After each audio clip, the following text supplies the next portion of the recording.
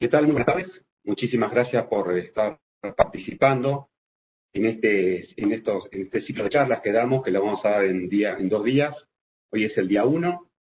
La temática es lecciones aprendidas y buenas prácticas de EOR, recuperación terciaria en Argentina. Hoy tendremos 2 charlas, son 2 expositores que se suman a este encuentro, Raúl Puliti y Esteban Righi. Como sabrán, luego de cada charla, en el panel de preguntas y respuestas, ustedes van haciendo las preguntas durante la charla, las pueden hacer, y nosotros luego las responderemos luego de cada una de las 2 de cada charla.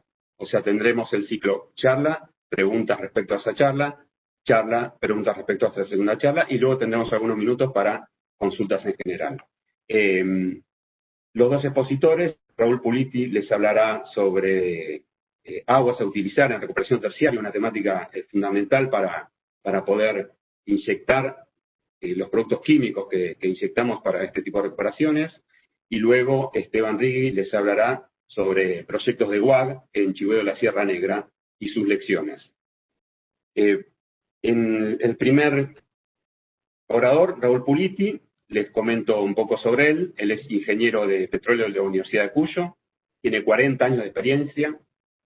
Su experiencia la ha desarrollado en varias empresas argentinas, entre ellas Pérez Compán, Plus Petrol, Bridas, y hoy es el dueño gerente de la empresa Guior, que se dedica a recuperación secundaria y recuperación terciaria.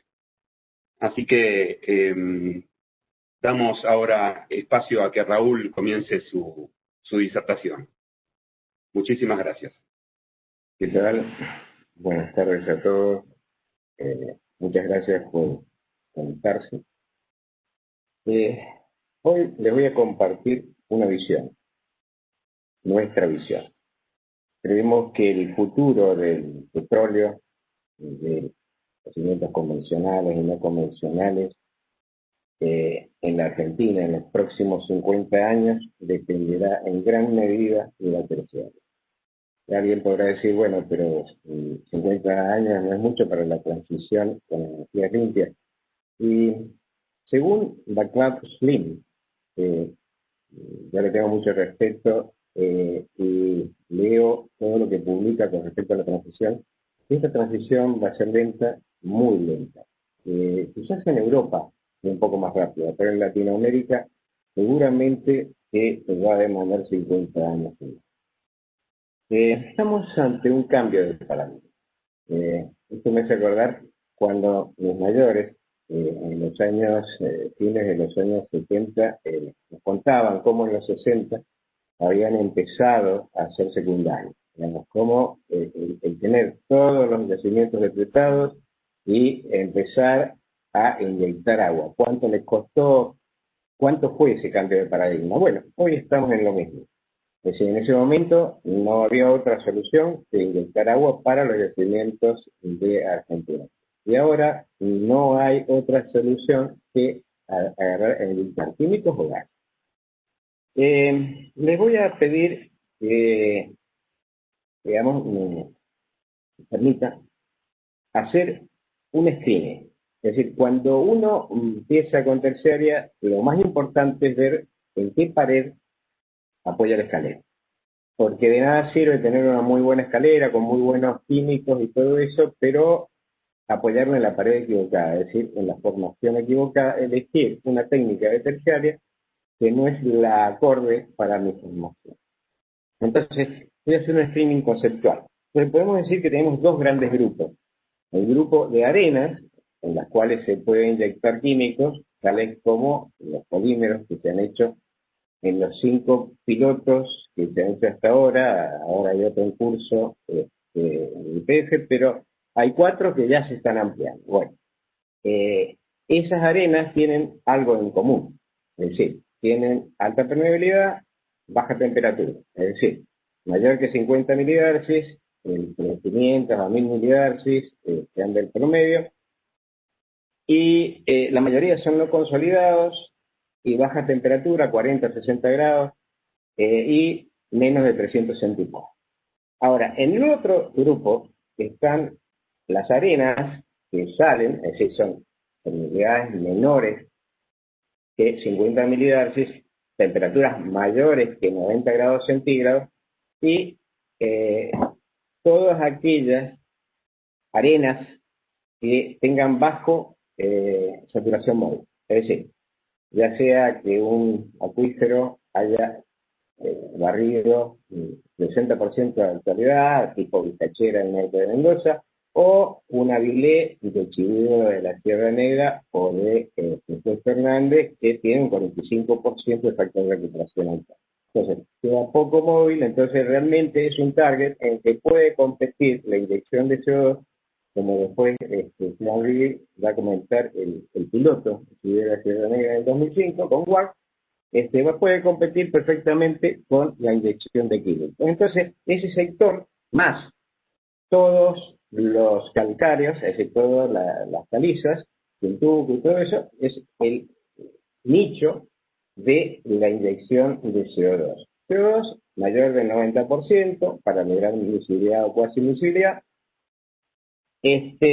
Después vamos a ver un poco qué es lo último, qué pasó después del 2005, por qué ahora estamos en mejores condiciones del 2005, porque hoy se puede generar CO2 de alta pureza in situ captando CO2 del aire. Muy bien, entonces, vamos ahora a las lecciones aprendidas. Nosotros vamos a ver, si me permiten un minuto.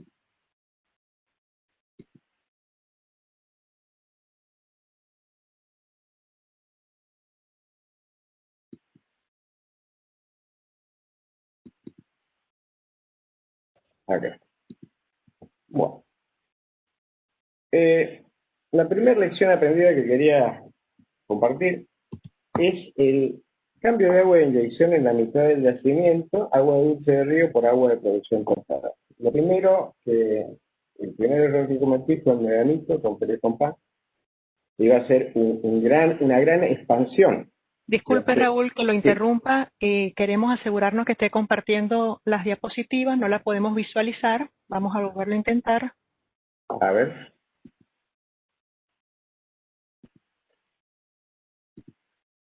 Ok, ahora sí la podemos ver. Perfecto. Que la está cargando. Listo, pongámoslos en modo presentación. Sí, sí. Muy bien. ¿Ahora sí? Excelente, adelante. Perfecto.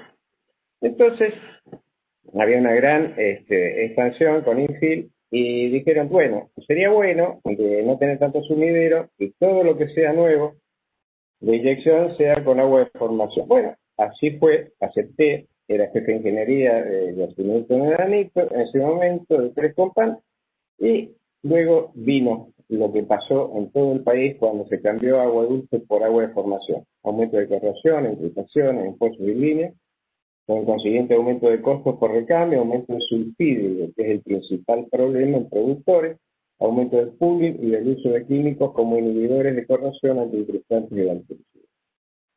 Tenía 40 años en ese momento.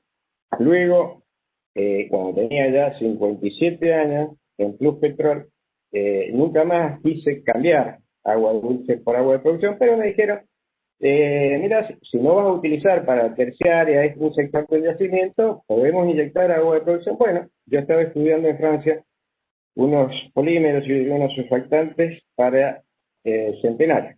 Entonces, una zona que era de muy baja permeabilidad, digo, acá nunca voy a inyectar polímero, y cedí y lo convirtieron. Entonces después me di cuenta que me había equivocado. ¿Por qué? Porque realmente el polímero en la zona de bajo barda se podía inyectar porque no iba a haber inyectividad, entonces había que utilizar CO2. Entonces, con CO2, la otra parte que había cedido para la agua de formación, bueno, ya estaba bajo el mismo contenido de sulfídrico que lo del medanito. Bien. Ahora ustedes me dirán, ¿qué tiene que ver esto es de secundaria? ¿Qué tiene que ver con terciaria? Bueno, porque si no se hubiera convertido en su momento de agua dulce a agua de producción, realmente no creo que se haya ganado nada económicamente, porque lo que se ahorraba en energía eléctrica se gastó en el cambio de líneas, plantas, y inhibidores, y químicos, y pooling y todo eso, sino de que ahora no sería tan difícil convencer a las operadoras de cambiar de nuevo a agua freáticas profundas, sobre todo en el Golfo y en Mendoza.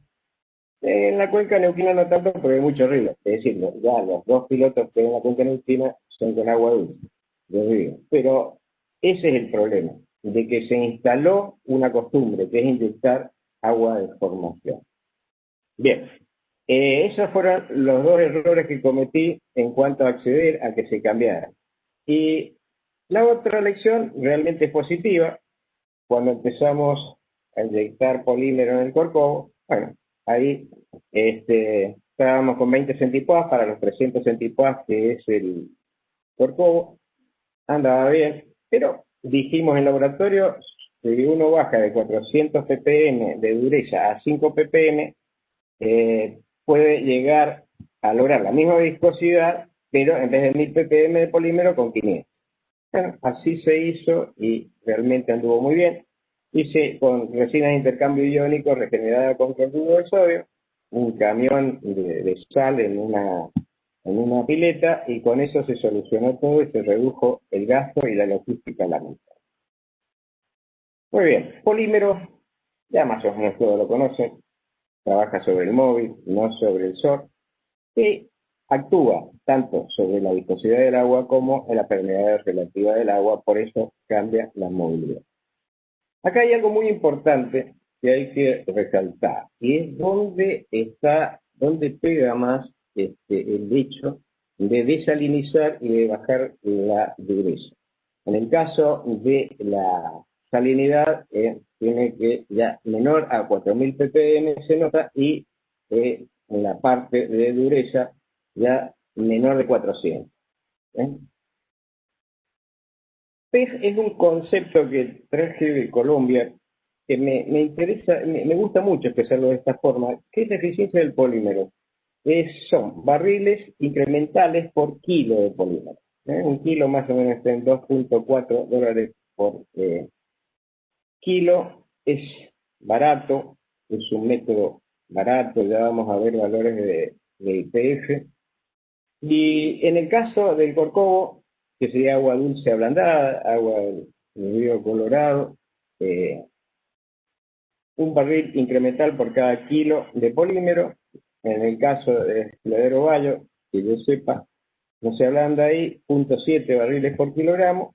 Y en el Golfo estamos hablando de 0.3 a 0.6 barriles por kilogramo. Ese 0.6 está publicado por IPF en Green Book. Evidentemente, con el tiempo de inyección, la eficiencia aumenta por el efecto del conformante. No obstante, la diferencia entre cada escenario se mantiene. En el año 2008, yo estaba en Pluspetrol y nos suscribimos al CIP, que es una suerte de unión entre diferentes empresas y la Universidad de Austin. Y antes de la reunión de Tulsa de todos los años del CIP8, se juntan 2 días y comparten toda la información del año con respecto a inyección de químicos. Gary Pope y Upali, los referentes a nivel mundial en cuanto a inyección de químicos, escribieron este paper que para mí es fenomenal, y en el cual dicen que la habilidad de ablandar el agua en los procesos de inyección de químicos es un game changer, es decir, cambia el juego totalmente. Y en lo posible, lo importante es agarrar y, permítanme mencionarlo acá,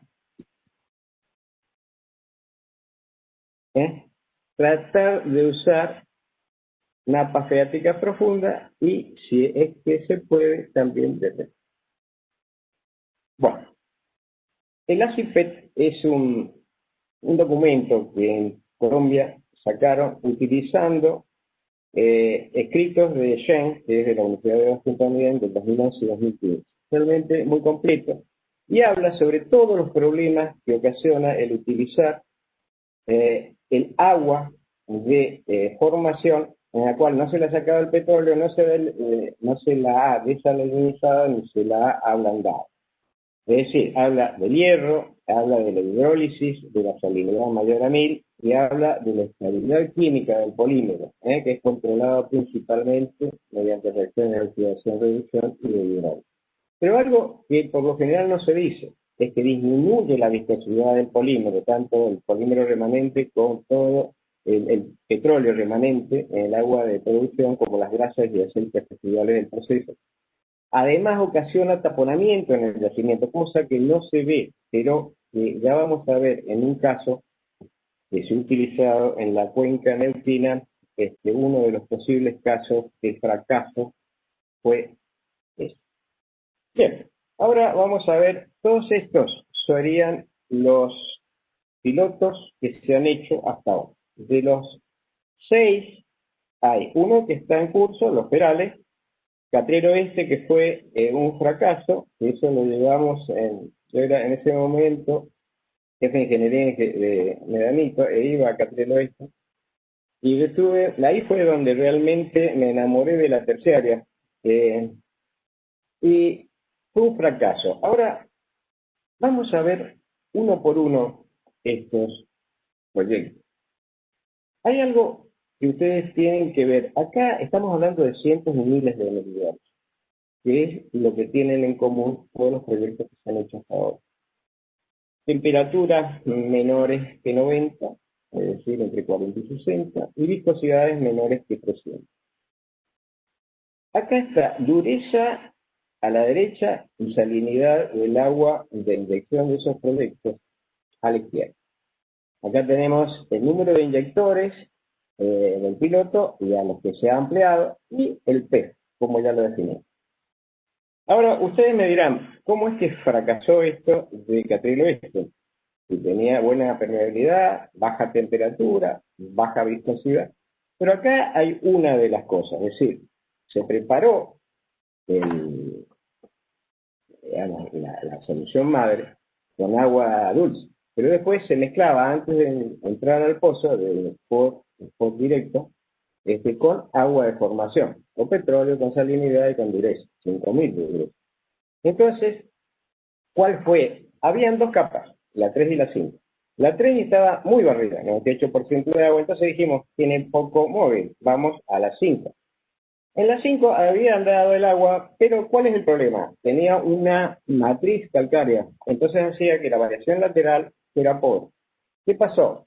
Cuando ninguno de los inyectores inyectó bien, solamente uno después del año seguía inyectando, y el productor de por spot directo ni se enteró. Entonces se suspendió todo.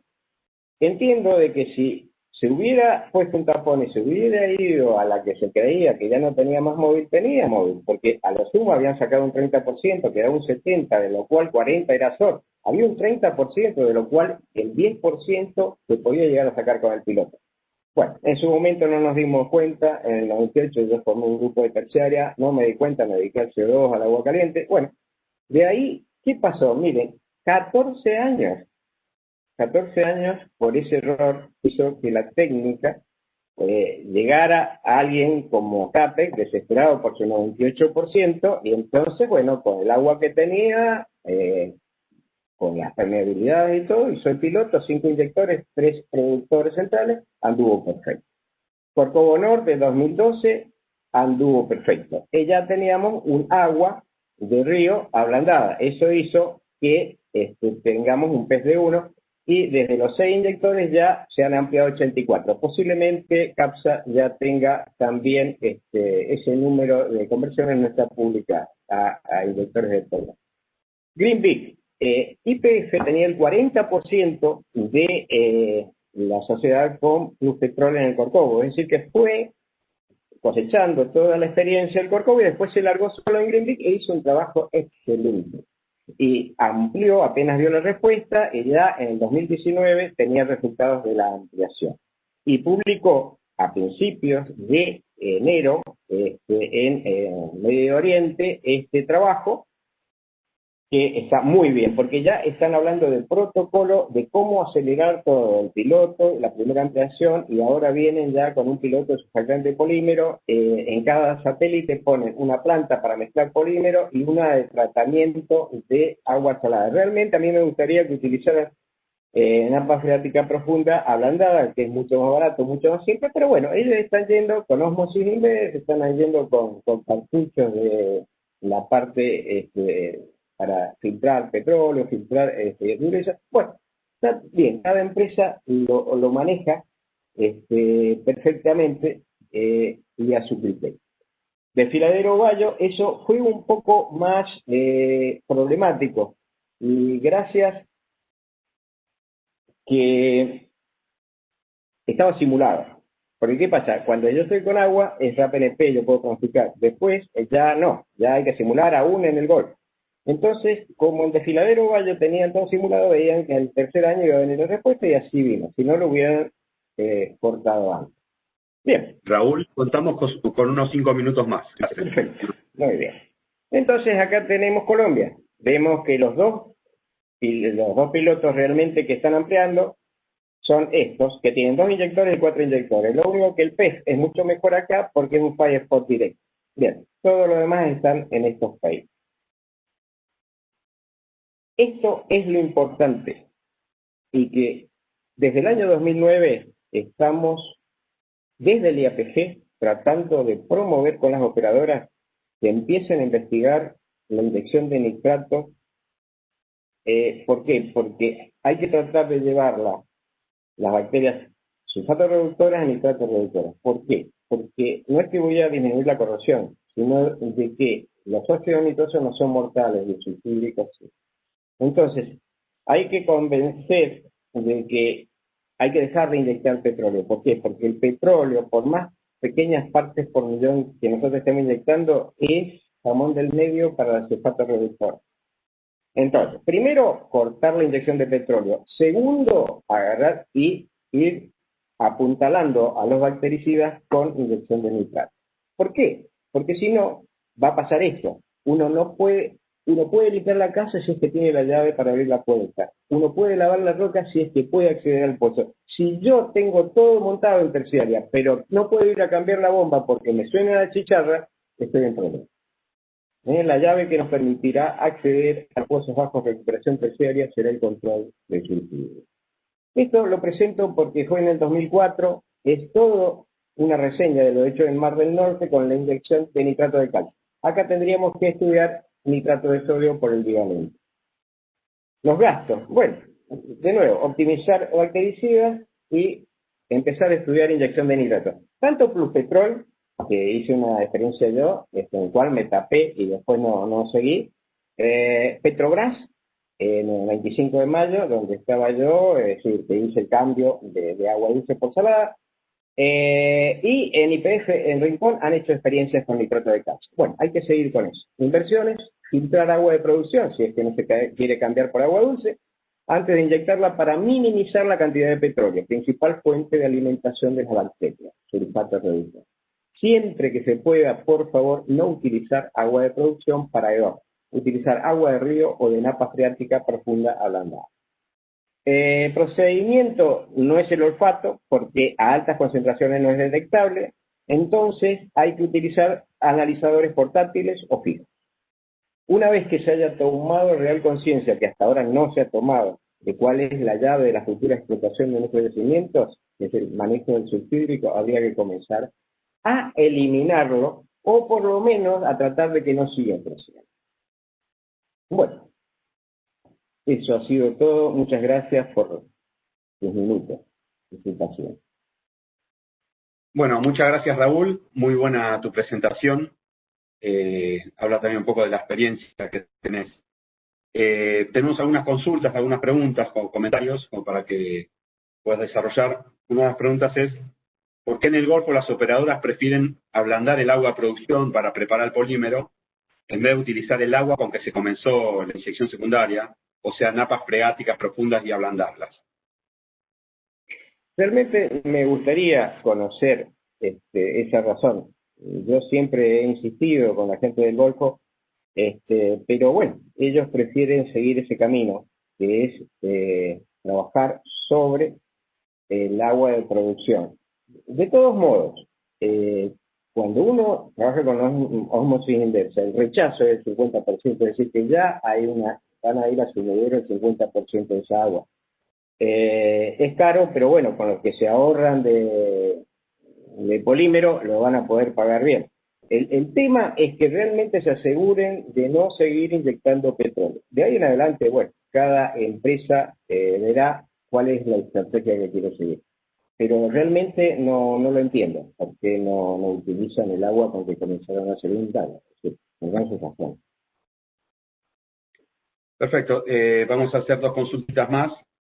¿El agua utilizada para el WAG también necesita limpieza profunda, Raúl?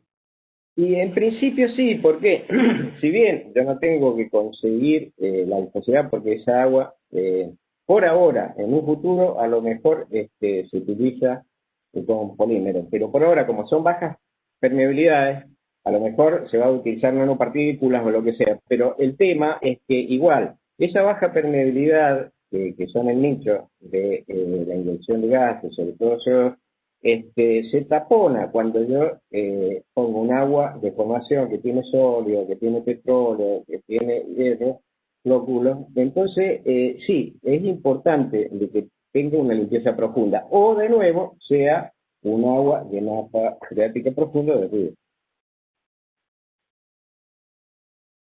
Perfecto.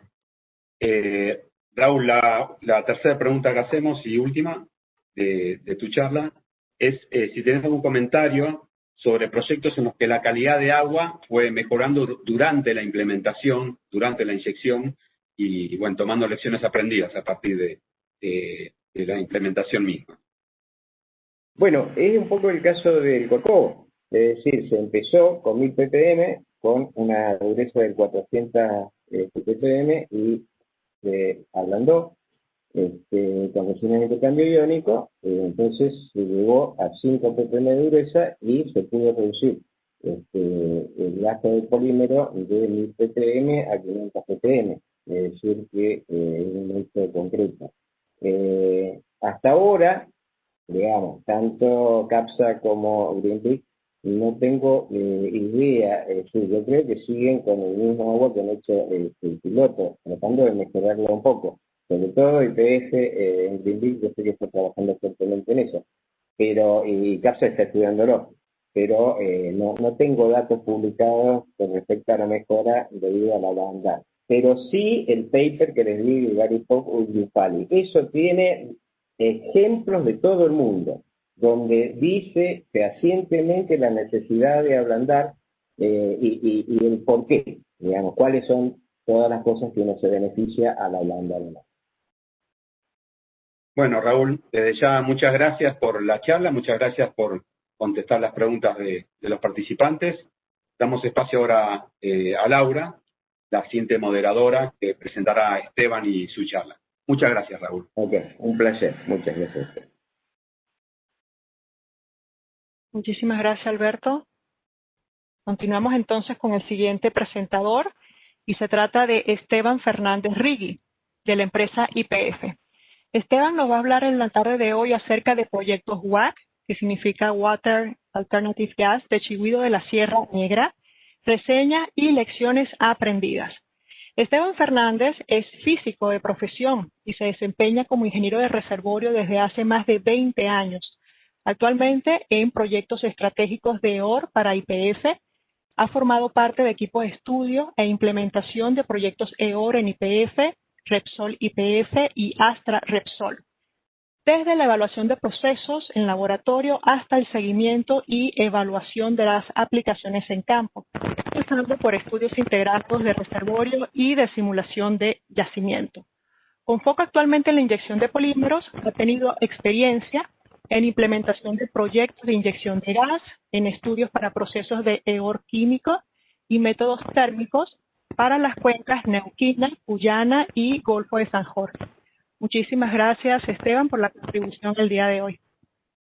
Gracias, Laura. Buenas tardes a todos. Gracias por acercarse, por estar conectados. Bueno, lo que vamos a compartirles es una experiencia que se realizó entre los años 2003 y 2007, duró el proyecto en total.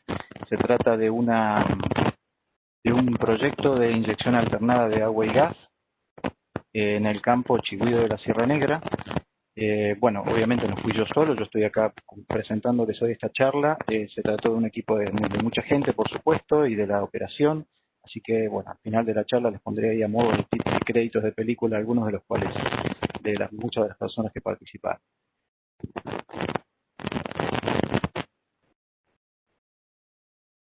Vamos a estar pasando la... Vamos a intentar dándole un clic arriba, Evan, a ver si ahí dice... Ahí está, Perfecto, ahí está. adelante. Bueno, lo que vamos a ver entonces la charla dividida en 3 secciones, básicamente muy rápidamente cuál fue la motivación, por qué este método EOR para este yacimiento, a grandes trazos de qué se trató el estudio de factibilidad, cómo fue la ejecución del piloto, los resultados que tuvimos, cómo se evaluaron y una serie de conclusiones a modo de lecciones aprendidas para que nos llevemos un poco de cara a futura selección de yacimientos para este tipo de procesos. Los reservorios en cuestión, serán conocidos por muchos de ustedes. Se trata del miembro troncoso inferior de la formación Huitrín y el miembro Avilé de la formación Agrio en Chigüido de la Sierra Negra. Son yacimientos muy productivos, de excelentes condiciones, de geología, de petrofísica. Y a efectos de lo que vamos a hablar brevemente, lo que me interesa es que miremos un poquito, al margen de estos promedios que nunca tienen mucho significado, menos para EOR, cuando hablamos de permeabilidades de lo que estamos tratando en este tipo de rocas, miremos un poco la distribución. Acá tenemos a la derecha de todo un esquemita de lo que fue uno de los modelos estáticos que se usaron para evaluar el proceso. Y lo que vemos... Esteban, un poquito. Hay un tema, creo que con tu micrófono, y mismo si hablas directamente a la computadora, no tengas problema. ¿No se oye? No, se oye perfectamente, pero hay un ruido de fondo, como una especie de cuestión quizás entre todas y computadora. Si hablas al aire, desconectado directamente de tu mic. A ver ahí, hola. Ahí te escuchamos perfecto, me parece. A ver.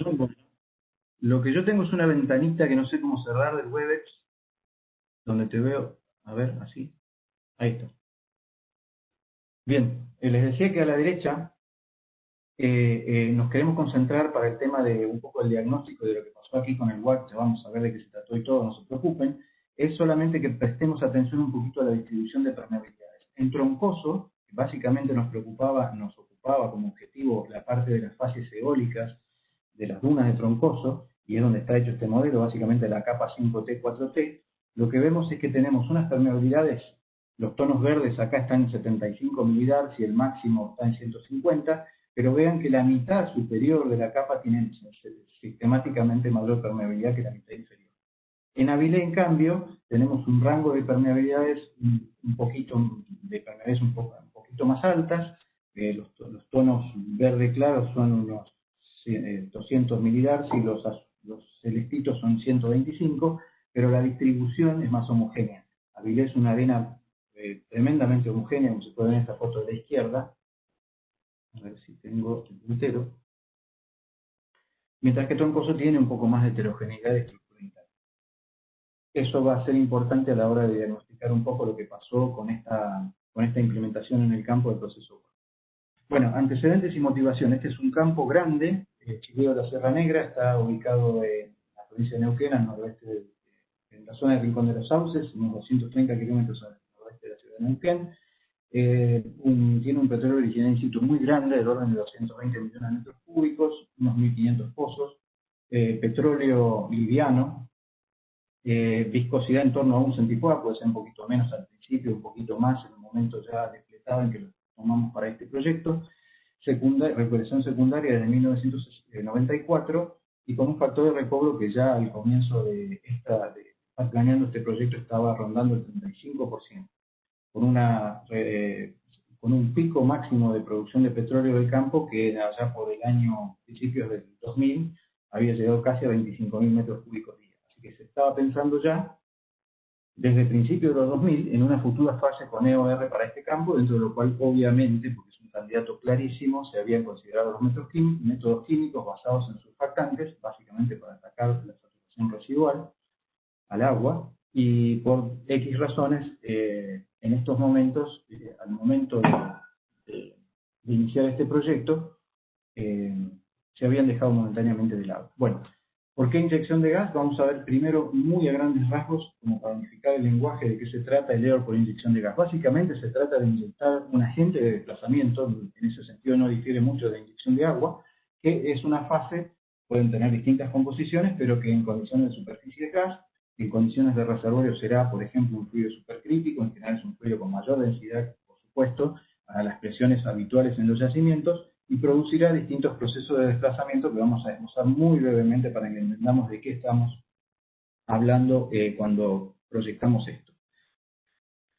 Lo ideal es que tengamos un proceso miscible con ese desplazamiento por gas en el reservorio. En un proceso miscible, esa fase gaseosa en superficie, en reservorio se va a formar una fase única con el fluido de reservorio y eso no tiene saturación residual en principio, con lo cual el potencial de recuperación terciaria es enorme de este tipo de procesos. Esto se da en general a presiones relativamente altas, en petróleos muy livianos de altos grados API, con CO2 puro o gases hidrocarburos o nitrógeno incluso según las condiciones de reservorio. Si no somos tan favorecidos por la naturaleza, lo que vamos a desarrollar es un empuje inmiscible de petróleo por gas, en el cual la saturación residual de petróleo, ese empuje por gas, suele ser un poco más baja que la de agua, del orden de 2/3, como para tener un valor en la cabeza. Se producen efectos composicionales por intercambio de componentes entre el gas y el petróleo. Hay algo de disolución de gas en el petróleo, básicamente, va a haber hinchamiento, reducción de viscosidad, cosa que puede ser una ganancia interesante en petróleos de mediana viscosidad, no era este caso tampoco, y pueden ser procesos muy eficientes cuando tenemos la suerte de que hay una configuración de alto buzamiento y podemos inyectar el gas desde arriba hacia abajo. En esos casos hay casos publicados de excelente eficiencia de recuperación, son desplazamientos con gas estabilizados por gravedad. Tampoco es este caso porque distribuido en estos dos reservorios que estamos hablando, se trata de capas prácticamente horizontales. Y para ubicarnos en el rango de las presiones, tenemos presiones de emisividad medidas del orden de 200 bar y presiones de reservorio en esa época, y está más o menos igual, similares a la original, un poco más por la inyección de agua, del orden de 75 bar. Entonces, ¿por qué inyección de gas en chigüiros? Bueno, porque encontramos un mecanismo, y lo caracterizamos en el laboratorio, como vamos a ver dentro de un minuto, que es capaz, en teoría, de reducir mucho, significativamente, la saturación residual de petróleo en condiciones inmiscibles. Y depende no solamente de que si inyectemos gas, sino que lo inyectemos en modo WAC. En el modo WAC, alternando el gas con agua, no solamente nos va a permitir control de movilidad para que este gas de alta movilidad no tenga un excesivo fingering viscoso por el petróleo, sino que además va a contribuir a este mecanismo de recuperación que nos disminuye la zona. Y segundo, teníamos, y todavía está, una fuente de gas cercana y grande que podía abastecer un proyecto a escala comercial de yacimiento, que es el casquete de Puerto Molina con gas de 90% de dióxido de carbono. Para que vean que esto no es una cosa esotérica ni de nuevas tecnologías, es un efecto que se conoce hace mucho. Y por ejemplo, esta es una figura del libro de Craig de 1971, donde lo que vemos es una reducción de saturación residual al agua en experimentos de barrido de laboratorio, muchos distintos tipos de roca, distintos laboratorios durante varios años, recopilados por este autor, donde en vez de barrer con agua solamente el testigo, lo que tengo es una saturación de gas entrampada previa. Yo tenía un gas fluyendo por el testigo corona, mando agua, queda una saturación de gas entrampada, que es el valor puesto en el eje de ordenadas, y lo que veo, cuando barro de nuevo con agua sobre ese medio que ahora tiene gas de fase gaseosa entrampado en el medio poroso, la saturación baja y baja varios puntos porcentuales de acuerdo con esta saturación de gas entrampado. Así que es un efecto cualitativamente, se puede ver un poco a través de este dibujito también, donde yo tengo un medio poroso con petróleo de condición residual al agua que está entrampado por capilaridad y no puede moverse más, entra el gas es menos mojante, la menos mojante de las tres fases, lo que hace es una especie de film en torno al gas y eso con una leve reducción de tensión interfacial permite pasar la gota de petróleo por la garganta coral. Cualitativamente es algo así lo que tenemos en marcha, y cuando lo ponemos en marcha en forma de varios ciclos de agua y gas alternados, podemos llegar a tener este ciclo realimentándose de alguna manera y produciendo un banco de petróleo terciario. Fuimos al laboratorio para caracterizar eso, hicimos varios experimentos de barrido con trenes de 3 plugs, básicamente, para tener un medio poroso con un volumen poral razonable, e hicimos la secuencia experimental típica. Lo sometimos primero a barrido con agua, recuperar alta recuperación, es testigo de laboratorio, es testigo corona realmente del yacimiento. Y después inyectamos estos colchoncitos de agua y gas con mucho detalle, teniendo mucho cuidado en la medición de los volúmenes y el tratamiento de todo el sistema experimental, porque eran realmente colchoncitos de gas del orden del 5% de volumen poral cada uno, alternados con agua. Y vimos una bastante sorprendente recuperación terciaria, que en 6 o 7 experimentos nos dio recuperaciones terciarias de entre 22 y 30% del petróleo original de las muestras, o sea, una eficiencia de recuperación de lo que estábamos como remanente después de la secundaria del orden del 60%. Y lo reprodujimos en unas cuantas muestras. Fuimos a simular eso como para después, por supuesto, escalar a estimaciones a nivel de campo, a ver qué premios podíamos llegar a tener si este proceso terciario funcionaba. Lo que hicimos fueron ajustes de los barridos de los experimentos en corona con modelitos en eclipse. Por un lado el Black Oil, que tiene incorporado un modelo WACC específicamente para modelar esta sinergia entre la saturación de agua y gas ciclando y reduciendo el azor, que nos permite ajustar bastante bien la recuperación terciaria. Y después hicimos un ejercicio de modelar con modelitos composicionales para ver que no tienen incorporado el modelo WACC invisible, pero sí tienen los efectos composicionales que no tienen Black Oil.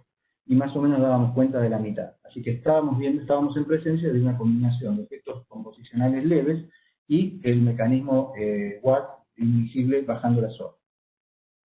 Después llevamos esto a escala de piloto. No hubo una simulación de campo completo, no existía en esa época un modelo de campo completo de Chiquidó de la Sierra Negra, se estaba construyendo uno. Bueno, el timing no fue el adecuado, no se pudo usar ese modelo para hacer pronóstico de todo el campo, pero se hicieron muchas corridas para optimizar la estrategia de inyección y para ver cuánto gas y en qué secuencia de inyección convenía inyectar. Y ahí pasamos a los pilotos, por supuesto una fase intermedia de estimación a nivel de campo de cuál era el premio, de que si la cosa convenía o no, y más o menos con rangos de recuperación terciaria que nos daban entre el 4, 5 y el 12% del original del país. Se hicieron 2 pilotos, en realidad muy cercanos, en una zona central muy barrida del yacimiento, ya muy barrida por agua, un proceso realmente poniendo la prueba como proceso terciario. Uno con objetivo al miembro de que es este Spy-Spot de acá, centrado en el Chiquidó de la Sierra Negra 217, y el otro al miembro troncoso en el 334. En ambos casos, 2 5-spots con 4 inyectores de agua existentes que se convirtieron en inyectores WACC, se acondicionaron para inyectar gas y agua en forma alternada. Para tomar un breve respiro, ver alguna foto del campo que tanto se extraña en estas épocas de encierro, muestro acá que los pozos inyectores se les cambió el cabezal por acero inoxidable y la instalación de inyección se cambió de tubing normal de acero a acero revestido interno y externo para mitigar un poco lo que se preveía podía ser un importante grado de corrosión con la presencia de CO2 mezclado con agua. Se trajo una estación compresora que se alquilaba con capacidad de unos 400.000 metros cúbicos día a 150 bar, y bueno, se hicieron otros tipos de trabajo de superficie para instalaciones de medición de gas, etc. El gas era gas de producción de Puesto Hernández, que en ese momento se reinyectaba en el casquete de Puesto Molina, porque el gas de Chiquidó, de composición idéntica, 65% de dióxido de carbono, el de Chiquidó se usaba para generación eléctrica. Bueno, esta es una vista de cómo fue progresando la inyección de agua y gas en amarillo, agua en verde azul. Se ve que más o menos progresó, habíamos diseñado un WACC con relación 1 a 1 de volúmenes en condición de reservorio. Eso, por supuesto, sufrió algunas distorsiones por temas operativos, por algún tema de canalización fuerte de gas que tuvimos en 1 o 2 productores al principio, pero más o menos progresó de acuerdo a lo programado. En términos de volúmenes porales, la inyección fue un poco más rápida en el partner troncoso porque el volumen poral era más chico. Básicamente ahí en eso consistió. Para que tengan una idea, nosotros estábamos previendo inyectar en la duración total del piloto del orden del 40 al 50% del volumen poral de los spots respectivos, y como verán acá, nos quedamos en 30% para troncoso y en un 15, 16, 17% para bilé. ¿Por qué nos quedamos ahí? Bueno, porque la respuesta en producción fue bastante inferior a la esperada, y eso a primera vista uno podría ver que esto vino bien, porque acá lo que estamos mostrando es el caudal de petróleo del pattern que iba a bilé con inyección en estos 4 pozos inyectores, inyección WACC, producción conjunta del pozo central más los 8 pozos de segunda línea, y lo que vemos es un caudal, acá está mostrado sombreado en amarillo los lapsos de tiempo durante los que inyectamos gas. Lo que se ve al margen de algún desorden operativo que nos hizo algunas pérdidas al principio, la producción creciendo bastante, el gas respondiendo bastante a la inyección inmediatamente con un pico de GOR bastante importante. Hola Esteban, disculpa, Sí. cuentas con 5 minutos más, ¿ok? Muy bien, muy bien. Y lo que puede parecer una respuesta a la inyección de gas, en realidad, viendo lo que estaba pasando en el otro pattern, donde no era para nada evidente que estuviera creciendo la producción, y comparando a nivel de campo con muchos otros, unos cuantos patterns similares de zonas alejadas que seguro estaban libres de influencia del WAC, todo se estaba comportando de manera similar. El campo estaba rebotando de un colapso generalizado de inyección que había ocurrido a fines del 2004, durante el 2004, un año y pico antes de comenzar el piloto, y en ese momento prácticamente todo el campo estaba respondiendo igual a una campaña masiva de reparación de inyectores de agua. Mal timing para empezar el piloto, porque el piloto empezó cuando todo el campo, gran parte del campo estaba respondiendo positivamente, aumentando la producción de petróleo por mejoras en la inyección de agua. Así que a 2 años de marcha del piloto teníamos los siguientes síntomas para el proceso. Por un lado, en positivo teníamos que no había problemas generalizados de canalización areal. Habíamos tenido un desastre en un pozo donde había llegado el gas a la semana de empezar a inyectar, aunque el pozo llegó a producir el triple de lo que venía de neta, pero no se pudo seguir operando.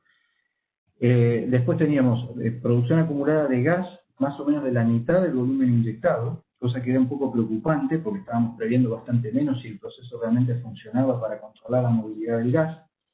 No teníamos disminución de inyectabilidad de agua ni de gas en los sucesivos ciclos, otro síntoma de que la cosa no estaba funcionando muy sinérgicamente porque debería haber habido algún tipo de disminución de inyectabilidad.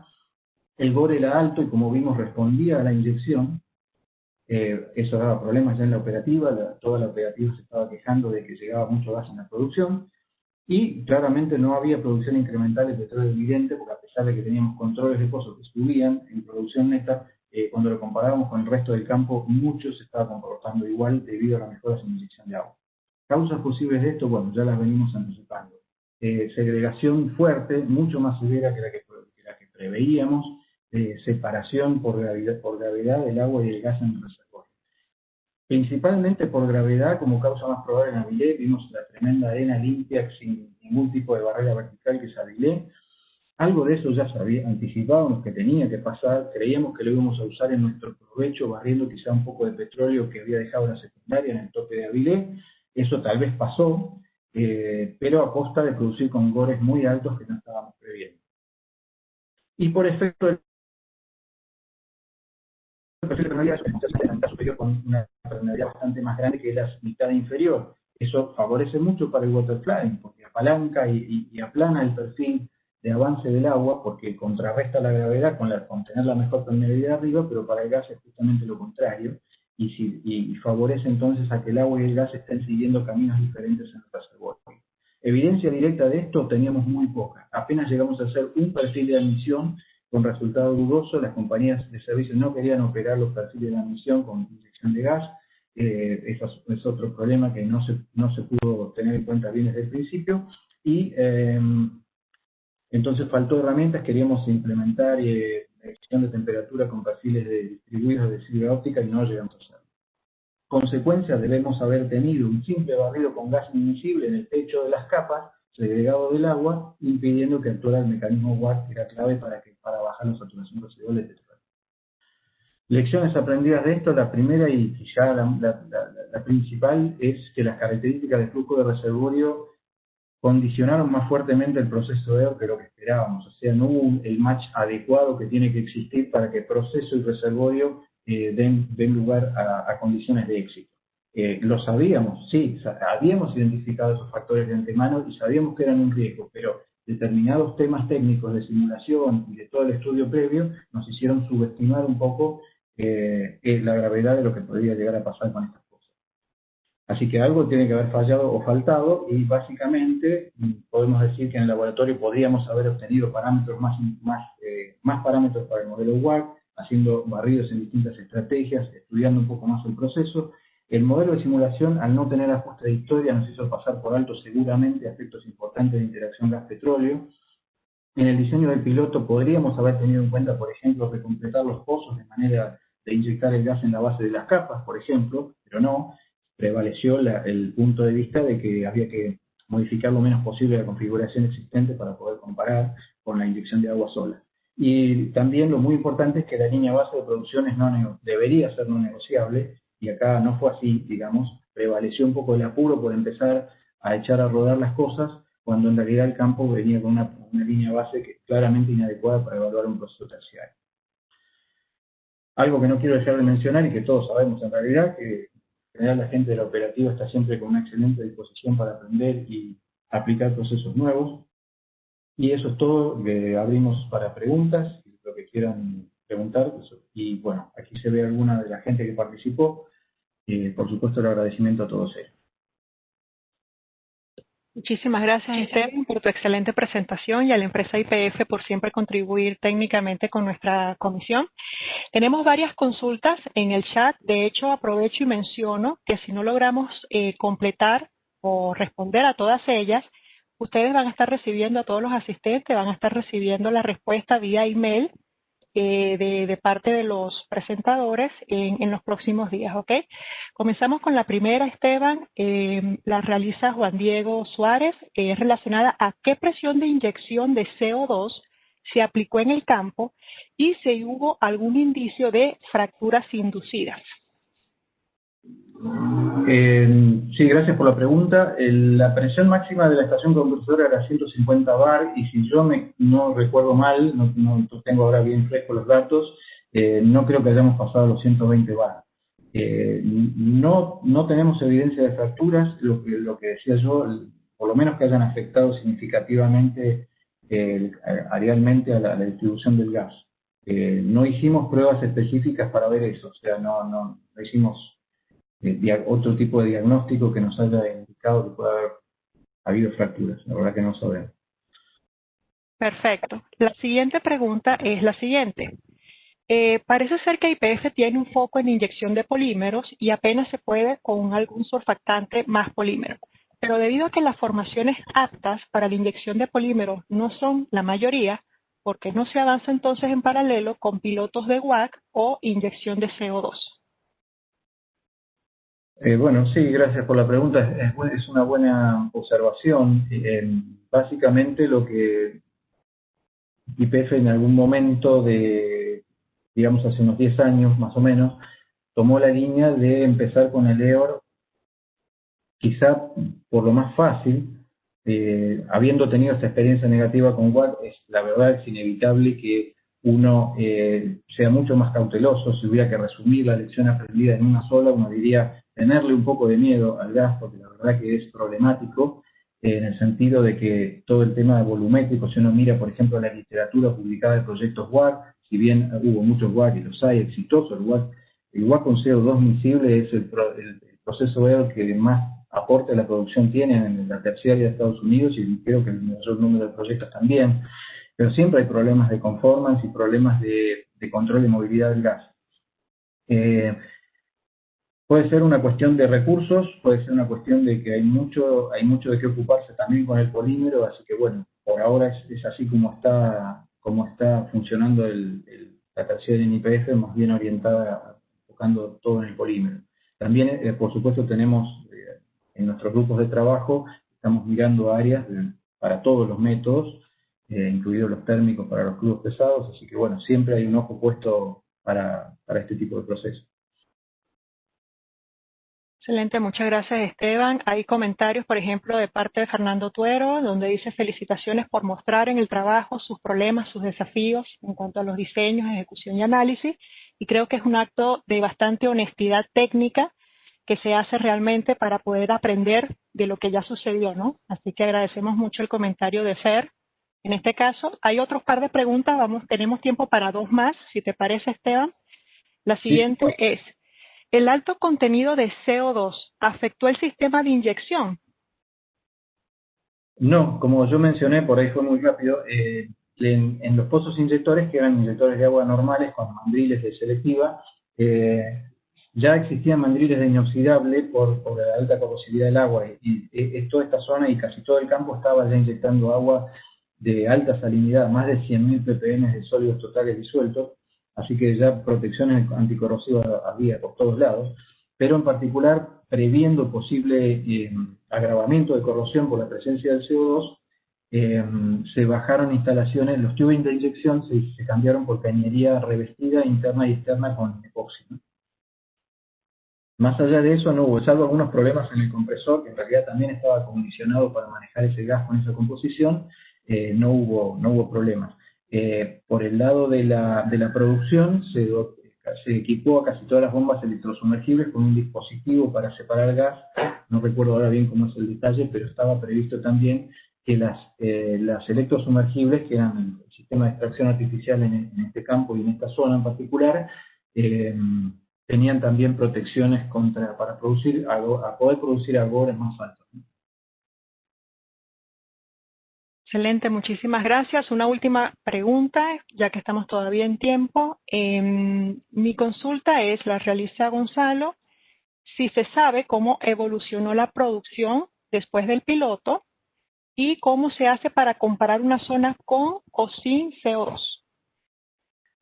La comparación que se hizo básicamente exclusivamente con la evolución y el comportamiento de la producción.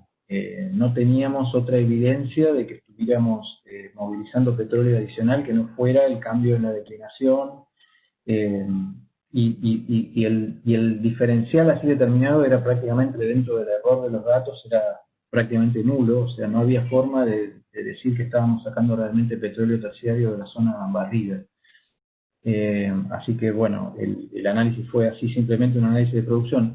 Y en cuanto al plazo en el que se lo hizo, bueno, no, se evaluó hasta desde que comenzamos a inyectar gas en junio de 2005 y cortamos la inyección por todos estos inconvenientes y falta de respuesta que estábamos mirando, cortamos alrededor de octubre del 2007, y el análisis de producción se hizo en esos lapsos, digamos. No se continuó más allá que yo sepa, seguramente gente del campo de la operación habrá hecho algún análisis posterior y nunca dio una evidencia significativa de mejora, ¿no? Perfecto, muchísimas gracias nuevamente entonces a Esteban por tu excelente presentación. Vamos entonces nosotros de igual manera a dar unos anuncios finales. Primeramente agradecer nuevamente a Raúl Puliti y a Esteban Fernández Rigui por la presentación el día de hoy a sus respectivas empresas Whittier y YPF. Recordarles obviamente que este es apenas el día número 1 de esta serie de webinar que se ha titulado Lecciones aprendidas y buenas prácticas de ORE en Argentina. El día 2 lo vamos a tener el próximo miércoles 25 de noviembre a las 16 horas también, en donde vamos a tener la participación de 3 empresas. La primera a cargo de Hernán Paponi de Plus Petrol. Luego estará presentando Gerardo Martínez y Álvaro Campomenoso de ITEC. Y finaliza Diego Pérez de YPF. De hecho, hubo una de las consultas en el box de preguntas y respuestas, se habían mencionado los Perales y Greenvik.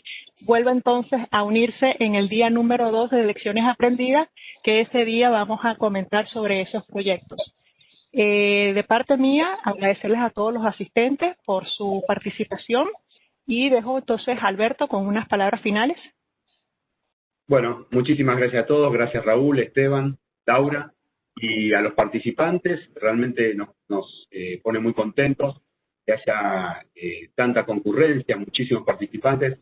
Festejo el comentario de Fernando Tuero, que justamente mostrar con honestidad técnica todas las lecciones aprendidas y las cosas por las que uno pasa en recuperación terciaria, como en otros tipos de recuperaciones, pero en particular en nuestra recuperación terciaria es el desafío que tenemos todos los que participamos y a la subcomisión de OR. Así que muchísimas gracias y nos vemos el 25 de noviembre a las 16 horas. Muchas gracias y que tengan muy buenas tardes. Gracias.